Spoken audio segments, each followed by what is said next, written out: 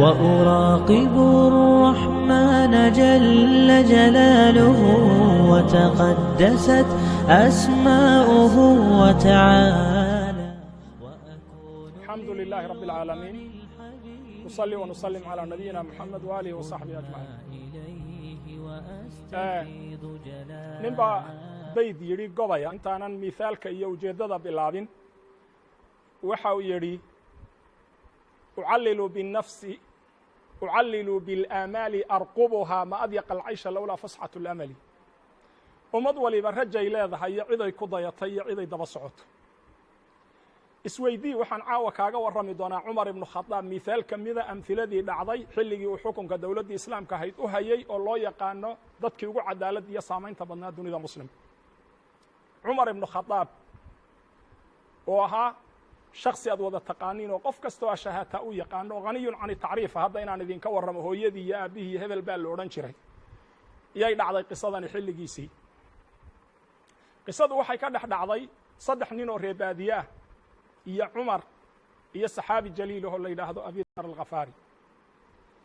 galab ayaa madiine waxaa soo galay 2 nin oo dhallinyaro ah oo dhiillo colaadeed ka muuqato oo 2 seefood oo galku ka baxsan yahay nin dacallada kaga wada ilaa ay la soo aadeen amiir almu'miniin cumar ibnu khadaab oo talinayo cadaaladdiisa lagu wada kalsoon yahay. cumar oo aanay maanta jirin inaan xataa ku hamino in ilaahay mar kale cumar oo kale inoo soo celin karo. ilaahay aan baryayno cumarro badan inuu inoo soo celiyo, laakiin ay ka cajiseen haweenka muslimaadka inay dhalaan cumar oo kale cadaaladdiisii iyo naxariistiisii yaa ninkii loo keenay. waxa uu yidhi war bal seefaha dhiga, ninkan maxaad u wadataan? waxay idhaahdeen yaa amiir almu'miniin ninkan aabbahayuu dilay. wuu weydiiyey wuxuu ihi war aabbahood ma dishay? wuxuu ihi haa waan dilay amiir almu'miniin, ilaahay gacantaydu ku bixiyey. waxa uu weydiiyey maxaad ku dishay? wuxuu ihi beer baan lahaan ku rafaadi jiray, dhowr jeer baan u digay oon idhi xoolahaaga iiga celi beerta. isagoo awr soo wada oo si camdiya beertaydii ugu sii daayey baan arkay, dhagax baan ku dhuftay, dhagaxii buu aabbahood u dhintay. waxau ihi camdi umaadan dilin? haa, qisaas baa kuu taal shareecada islaamka. waxau ihi waan ogolahay amarka ilaahay. walakum fi lqisaasi xayaatun yaa uli lalbaab. waan hoggaansanahay buu ihi, haddaan diyaar u ahay, laakiin codsi keliya.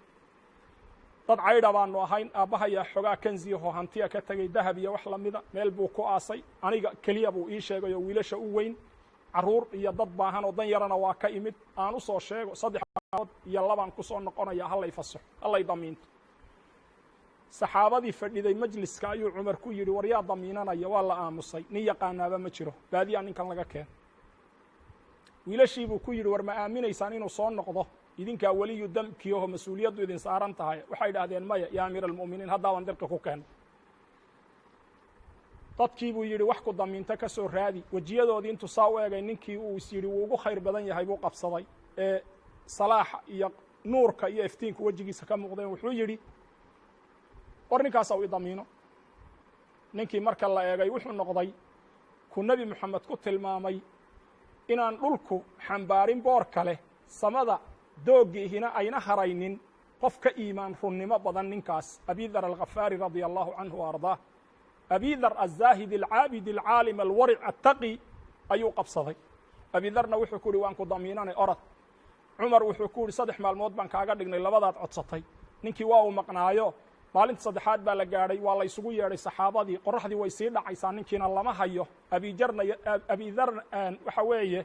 abi darna yartajif, waa u gariirayaa, waa naxsan yahay. wuxuu isleeyahay talo cumar muxuu kaa yeeli doonaa? ood og tahay cadaaladda inaanu ka leexanayn, ilaa ninkii adaa ka sii daayoo damiintay. nimankii dhiigga lahaana way fadhiyaan. xilli ay gabaabsi tahay qorraxduba meel waxaa looga jeeday niman dhallinyaro ah oo faras caydhinayo oo seef wata oo maxaan ku dhaha nin dhallinyaro ah oo faras soo caydhinayo soo socda. waa la sugay, ninkiibuu noqday, waa yimid. cumar su-aaluhan uu weydiiyey. wuxuu weydiiyey ninkii damiintay maxaad ku damiinatay? wuxuu uhi waxaan u damiintay ilaa aan la odhanin ummadda nebi moxamed qalbi naxariistaa kuma jiro in muslimahoo dil loo haysto oo iimaan iyo wanaag ka muuqdo oo markaa gaf laakiin galay, inta uu reerkiisii iyo dadku ka naxaayay dhaxalkoodii ogeysiinayo halkaasaa maalkiinnii ku jira. wax ku sima oo damiinta yaa la waayaysa ina taariikhdu u qorin. naxariis baan u damiintay buuri. wax naxariista ummadda nebi moxamed kuma jiro. saxaabadii oo nool baa laysu naxariisan waaysaanay taariikhdu u qorin. cumar wuxuu weydiiyey waanu ku fasaxnay oo hawdkaasaad gashayo laa raqiiba walaa catiid wax kaa qorayo wax ku daba socdiyo wax ku ilaalinaya ma jirina maxaad isaga maqnaan weydiiso in lagu dilaya maad ogeyn wuxuu ihi waxaan u soo noqday ilaan loodhan ummadda nebi moxamed wax run sheego oo ammaano leh oo ballamada fuliyaa kuma jiraan ballankaan galay baan fuliyey dhiiggii laygu lahaa baan rabaa in layga qisaasto qodobka saddexaad waxa weeye hadday labadaasu dhaceen yaa wuxuu ihi ninkaa maxaad ku maagtay dadka kaga maagtay wuxuu ihi ra'aytu الصalaaxa fii wajhihi wاlkhushuuca fii aharihi wejigiisa iyo muuqaalkiisaan khushuuc iyo iimaan igala muuqdeen kaasaadan agtiisa ku hongoobayn baan is idhi oo saasaan u qabsaday su-aashaydu waxa weeye adiga weligaa ilaahay wejigii dartiis baa laguu qabsadaye maanta xishoodoo naxariisa imisay kugu soo dhacday ballan baad ilaahay dartii u qaadaye ha ka bixin aakharaa lagu su'aali doonaaye imisaad u fulisay aduu kugu adag yahay ballankaasi sida ninkaas qoortaa laga jaraayey ballankiibuuna fulinaya waa iskeenaya ilaan loodhan ummadda nebi moxamed ballamada ma fuliso wiilashaas aabbahood baa ka maqnaa ninkiina waxay u cafiyeen nin wanaag ka muuqdo oo laakiin dhiig islaan galay oo adduunka dembiga ugu xun buu galay laakiin haddana qof muslima khayr loogama quusta baa la yidhaahdaa inuu towbo keeno towbadu waa furanta waxaan odhan lahaa inaan ku cibro qaadanno inaan garanno inaan qudwo leenahay asaas leenahay taariikh leenahay tirar bira leenahay oon ku tiirsanno inaan islaamkeenna ku dhaqanno oon ku noolaanno oo aynaan musalsalaadka iyo aflaamta iyo wiilasha maxaanku idhahdaa jilayaasha iyo maxaanku idhahda dadka nolosha ka dhacay aysan qudwo inoo noqon inaan dadaalno oo aan qudwadaa ku dayanno oon iimaan baadhno oo aan raadinno ayaan leenahay oo qisada aan idinku keennay waxaana doonaynaa ilaahay idamkiis ilaahay weydiisanaynaa inuu inagu anfaco annaga iyo idinkaba waa farriin khayr wax lagaagaga rabo maanta adduunyihii ma jiraan ilaahay inaad ugu wanaagsanaaton ugu wanaagsanaano wejigiis weeye addaalu cala alkhayri ka faacilihi intaad awooddo inaad waxa weeye nabigaa leh qofka khayrka dadka tusiyaay kii falay buu la ajri yahay isku day inaad farriintaa gudbiso si ay dad badan oo walaalahaahi u dhagaystaan oo qudwadii uu cumar ahaa iyo cadaaladda islaamka ay u bartaan iyo naxariista ummadda muslimkaa looga baahan yahay inay isu naxariistaan الدنيا بأجمل بسمة وأكون للخير العميم مثالا